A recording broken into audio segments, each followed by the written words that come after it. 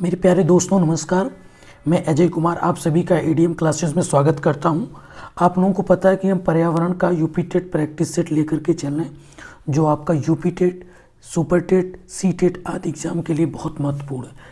मैं क्वेश्चन कराने से पहले आप लोगों को मैं क्या करता हूं कि एक कैप्सूल सीरीज लेकर के आना, जो इम्पोर्टेंट टॉपिक आपके यूपी टेट और सुपर टेट में पूछे जाते हैं। आज मेरा जो कैप्सूल सीरीज़ का टॉपिक है वो ज्वालामुखी। आपको पता है कि ज्वालामुखी दो प्रकार के होते हैं, पहला सक्रिय ज्वालामुखी, दूसरा प्रसुप्त ज्वालामुखी, तीसरा शांत ज्वालामुखी। ज्वालामुखी तीन प्रकार, पहला सक्रिय जो हमेशा सक्रिय रहता है, प्रसुप्त मतलब कि जिसके उद्गार होने की संभावना है, जो कभी ऐसा ज्वालामुखी जो कभी भविष्य में भूतकाल में उसने कभी उद्गार किया था और आगे होने की संभावना है। शांत ज्वालामुखी में आगे कभी भी नहीं होगा, एकदम शांत है, कोई मैटर नहीं है, इंस्टिंक्ट है। और प्रसुप्त मतलब डोरमेंट और सक्रिय मतलब एक्टिव। तो आपसे पूछा जाता है कि इसके एग्जाम्पल कौन कौन से, तो एटना एवं स्ट्राम्बोली इटली के हैं। ये कहाँ के हैं? स्ट्राम्बोली ये कहाँ के हैं? आपके इटली के हैं। और आपका जो किलायु बहुत इम्पोर्टेंट है, किलायु ज्वालामुखी, ये हवाई द्वीप पर स्थित है और उत्तरी अमेरिका में। कहाँ पर? उत्तरी अमेरिका में। बहुत इम्पोर्टेंट है, वेरी वेरी इम्पोर्टेंट, क्योंकि अभी हाल ही में ये करंट से रिलेटेड है।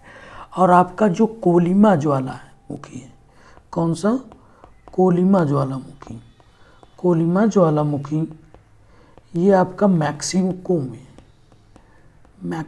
है, ठीक है। ये तीनों की तीनों चार, एटना स्ट्राम्बोली इटली में है, किलायु हवाई द्वीप पर उत्तरी अमेरिका में, कोलिमा ज्वालामुखी मैक्सिमम, ये चारों जो है सक्रिय ज्वालामुखी के एग्जाम्पल है। आपसे पूछा जाएगा प्रसुप्त ज्वालामुखी के एग्जाम्पल कौन कौन से हैं, तो प्रसुप्त का जो एग्जाम्पल है मेरे प्यारे दोस्तों आपका है विसुवियस। ये कहाँ पर है? भूमध्य सागर में, ठीक है। और आपसे पूछा जाएगा फ्यूजियामा, ये आपका जापान में है। ये भी किसका एग्जाम्पल है? प्रसुप्त का। और आपका मेयन आपसे पूछा जाएगा, तो ये फिलीपींस में, ये किसका है? प्रसुप्त का है, ठीक है। अब आपसे पूछेगा कि शांत ज्वालामुखी की एग्जाम्पल बताइए। ये इंपॉर्टेंट क्वेश्चन है शांत ज्वालामुखी की। तो आपका जो को सुल्तान एवं देवबंद है, को सुल्तान एवं देवबंद, ये आपका ईरान का है, ये शांत ज्वालामुखी के हैं।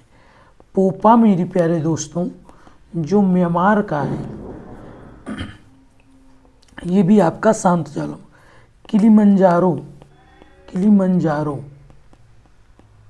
किलिमंजारो ये आपका अफ्रीका में है। चिम्बराओ कहाँ है? दक्षिण अमेरिका में, ठीक है।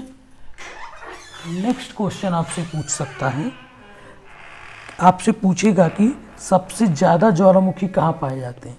सबसे ज़्यादा ज्वालामुखी कहाँ पाए जाते हैं? तो आप कहेंगे एशिया एवं अमेरिका में। और सक्रिय ज्वालामुखी सबसे ज़्यादा अमेरिका में, ठीक है। समझे? आपसे ये पूछेगा कि विश्व का सबसे ऊंचा ज्वालामुखी, पूछेगा विश्व का सबसे ऊंचा ज्वालामुखी, तो आप कहेंगे कोटोपैक्सी। कहाँ पर है? इक्वाडोर में, ठीक है। आपसे पूछेगा कि कहाँ पर ज्वालामुखी नहीं पाए जाते हैं, ज्वालामुखी नहीं पाए जाते हैं, कहाँ नहीं पाए जाते हैं? आपके ऑस्ट्रेलिया में मेरे प्यारे दोस्तों ज्वालामुखी नहीं पाए जाते। कहाँ पर? ऑस्ट्रेलिया में।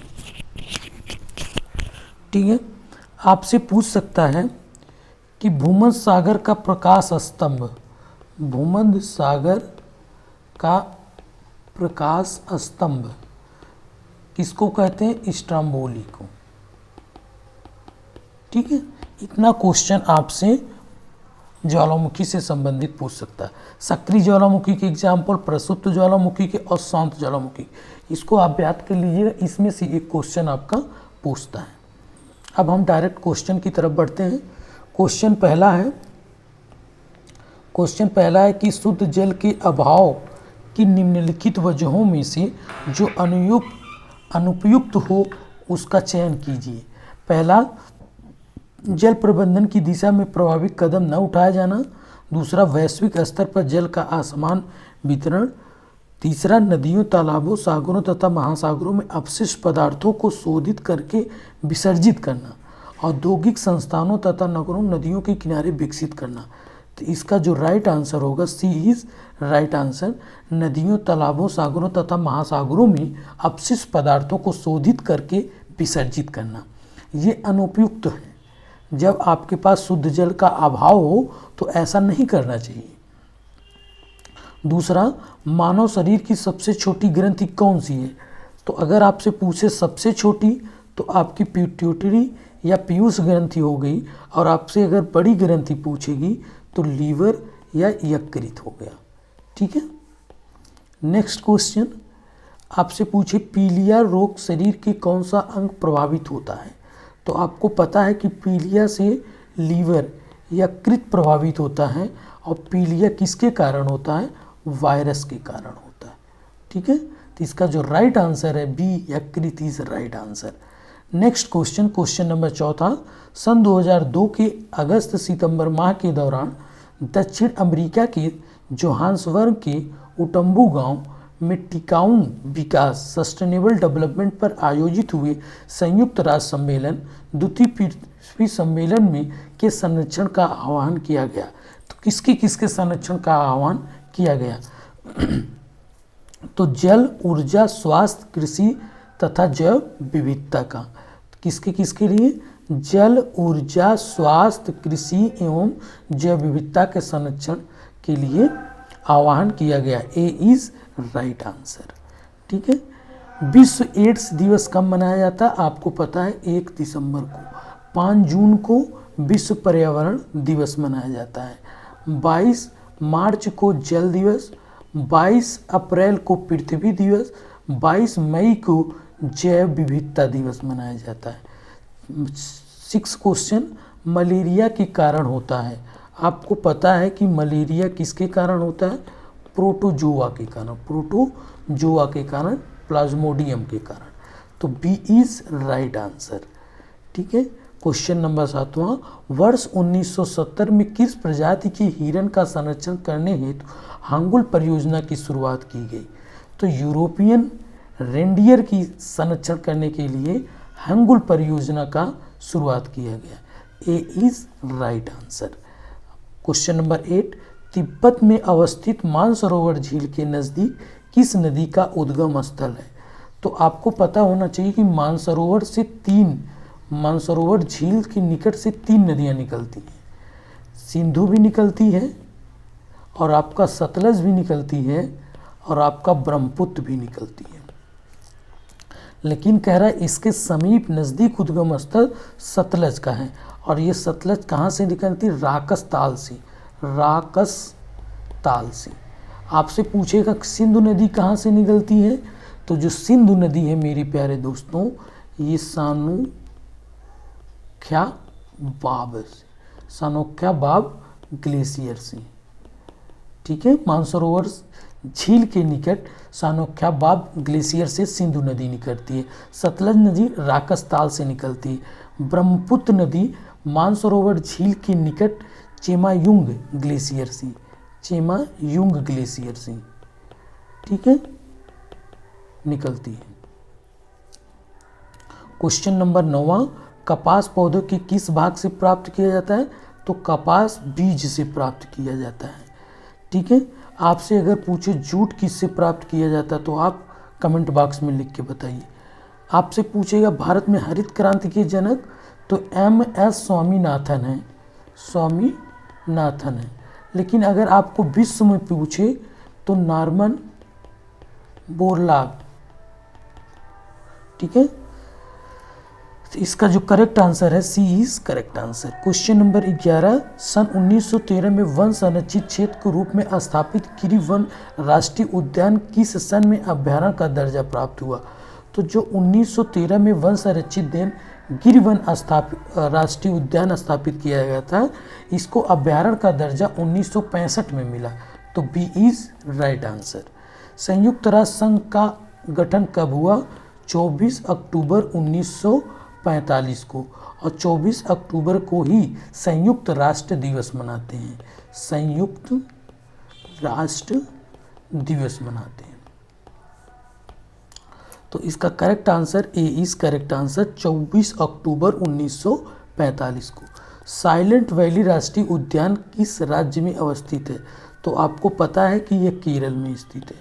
आपसे पूछ सकता है कि फूलों की घाटी, अगर आपसे पूछे फूलों की घाटी कहाँ है तो आप कहेंगे उत्तराखंड में। कहाँ पर है? उत्तराखंड में। नेक्स्ट क्वेश्चन, क्वेश्चन नंबर 14, साधारण नमक का NaCl जिसे बोलते हैं सोडियम क्लोराइड, तो इसका जो सही आंसर है sodium chloride, C is right answer. Question number 15, मादा क्यूलेक्स मच्छर निम्नलिखित में से किस रोग का वाहक है? तो जो मादा क्यूलेक्स मच्छर है, मादा क्यूलेक्स, इससे मेरे प्यारे दोस्तों फाइलेरिया होता है।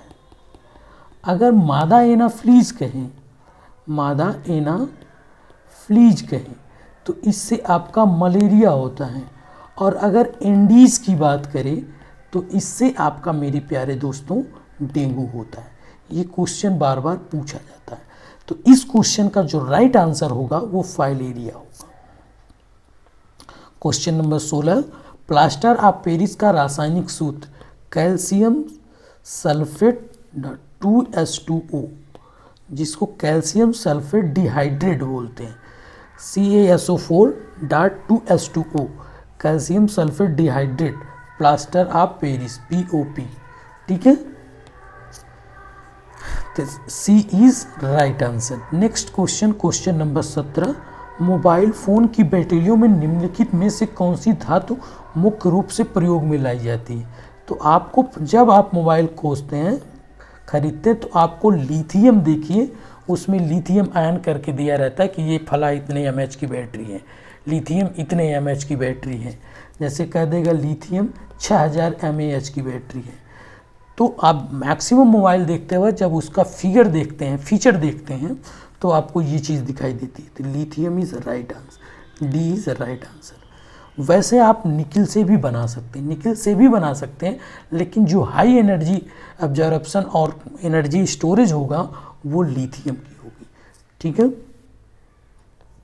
क्वेश्चन नंबर 18, निम्नलिखित में से कौन सी गैस वेल्डिंग धातुओं को कटित करने समय प्रयोग किया जाता है?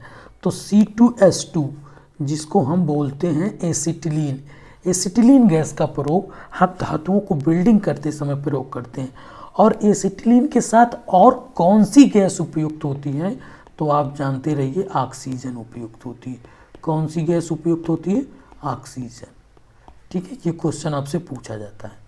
क्वेश्चन नंबर 19, निम्नलिखित में से कौन सा एक विभिन्न फसलों के लिए मृदा में विद्यमान एक सूक्ष्म पोषक तत्व है? निम्नलिखित में से कौन सा एक विभिन्न फसलों के लिए मृदा में विद्यमान एक सूक्ष्म पोषक तत्व है? पहला कैल्शियम, दूसरा मैग्नीज, तीसरा मैग्नीशियम, चौथा पोटेशियम। तो अगर हम मृदा की बात करेंगे तो आपका मैग्नीज होगा, जबकि अगर पादप में कौन सा पाया जाता है तो हम बात करेंगे मैग्नीशियम। और हम जो खाद के रूप में देते हैं वो पोटेशियम का देते हैं, खाद के रूप में देते, पोटेशियम के रूप में देते। ठीक है, क्वेश्चन नंबर 20वां, शुष्क सेल में विद्युत का उत्पादन होता है, ये सबको पता होता है कि रासायनिक ऊर्जा के रूप में। किसके रूप में? रासायनिक ऊर्जा के रूप में, रासायनिक ऊर्जा से विद्युत, जो शुष्क सेल है विद्युत का उत्पादन होता है, रासायनिक ऊर्जा को हम विद्युत ऊर्जा में कन्वर्ट करते हैं। शुष्क सेल में रासायनिक ऊर्जा को हम किस में कन्वर्ट करते हैं? विद्युत ऊर्जा में। ठीक है, तो A is right answer. Next question, कठोर जल में पूर्णतः वाष्पीकृत हो जाते हैं। देखिए, कठोर जल कैल्शियम और मैग्नीशियम के क्लोराइड होंगे, सल्फेट होंगे और मेरे प्यारे दोस्तों कार्बोनेट होंगे। अगर जैसे कैल्शियम और मैग्नीशियम का क्लोराइड, सल्फेट और कार्बोनेट है तो वह जल कठोर होगा। कठोरता दो प्रकार की होती, एक अस्थायी कठोरता और एक अस्थायी कठोरता। तो अस्थायी कठोरता जो होती है वो बाइकार्बोनेट के कारण होती है, कैल्शियम बाइकार्बोनेट के कारण होती है, जबकि अस्थायी कठोरता कैल्शियम और मैग्नीशियम के सल्फेट के कारण होती है। ये चीज़ आप जानते रहिए। तो इसमें जो होगा वो तीनों सही है, तो बी इज राइट आंसर।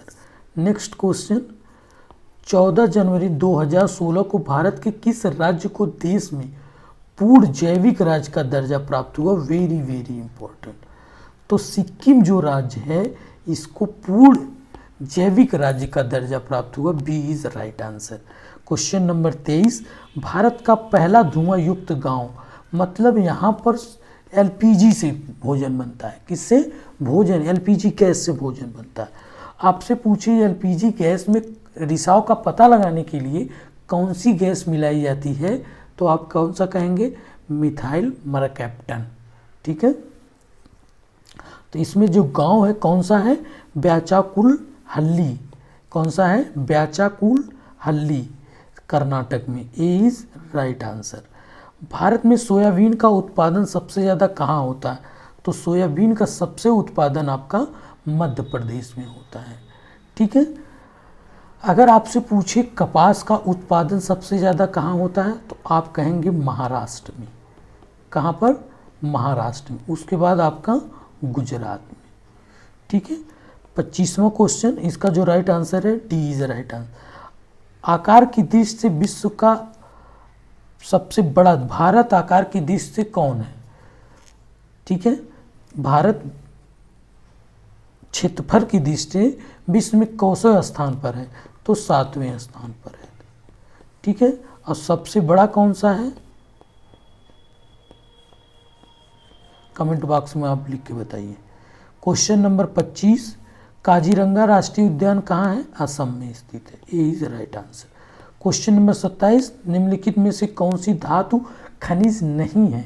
कौन सी धातु खनिज नहीं है? तो हेमेटाइट खनिज है, बॉक्साइट खनिज है, लिमोनाइट है, जबकि जिप्सम नहीं है। जिप्सम का फॉर्मूला CaSO4.2H2O। पश्चिम बंगाल रानीगंज किसके उत्पादन के लिए सर्वप्रसिद्ध है? किस खनिज के लिए? तो कोयले के लिए। आपसे पूछेगा तांबा कहाँ पाया जाता है, तो आप कहेंगे राजस्थान में। मैग्नीज आपका कहाँ पाया जाता है, तो आप कहेंगे उड़ीसा में। और सबसे ज़्यादा लौह आप कमेंट बॉक्स में लिख के बताइए। क्वेश्चन नंबर 29, विश्व स्वास्थ्य संगठन के अनुसार मनुष्य के शीशे का अनुमान सीमा कितनी बताई गई? तो जो बुजुर्ग लोग होंगे, बड़े लोग होंगे, उनको 30 मिलीग्राम, ठीक है, प्रति व्यक्ति हो सकती, जबकि बच्चे के लिए 2 मिलीग्राम। और इसके पहले हमने आपसे बात किया था, ये तो हमने शीशे की बात की, लेकिन आपसे बीओडी की जो बात की गई थी कल, बीओडी के लिए जो उपयुक्त होगा 3 मिलीग्राम पर लीटर होगा, बीओडी होना चाहिए। ठीक है, तो इसका जो राइट आंसर है C is right answer. Question number 30 और लास्ट क्वेश्चन, निम्नलिखित युक्तियों में से कौन जल प्रबंधन युक्ति भारत में लागत की तुलना में अधिकतम लाभ देने वाली युक्त कही जा सकती है? पहला, शौचालय व्यवस्था में सुधार, अपशिष्ट जल का उपचारोत्तम प्रयोग, वर्षा के जल का संचयन, जल का पुनर्संचरण एवं पुनः उपयोग। तो वर्षा जल का जल संचयन, सी इज राइट आंसर। मेरे प्यारे दोस्तों, ये वीडियो अगर अच्छा लग रहा है तो प्लीज़ ज़्यादा से ज़्यादा लाइक शेयर एंड सब्सक्राइब करें। बहुत बहुत धन्यवाद।